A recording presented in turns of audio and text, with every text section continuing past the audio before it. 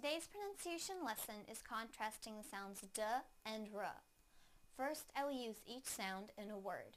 Then I will put the words into a sentence so that you can hear them together with contextual clues. Please listen closely to the differences in the sounds. First, the d sound in the word damp, damp, damp. Now the r sound in the word ramp, ramp, ramp. Now I will use them both in a sentence. The ramp is damp. The ramp is damp.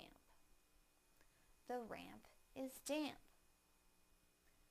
Thank you for watching CartoonEnglish.tv's pronunciation lesson. Come visit our website for free lessons, games, and chat. Bye!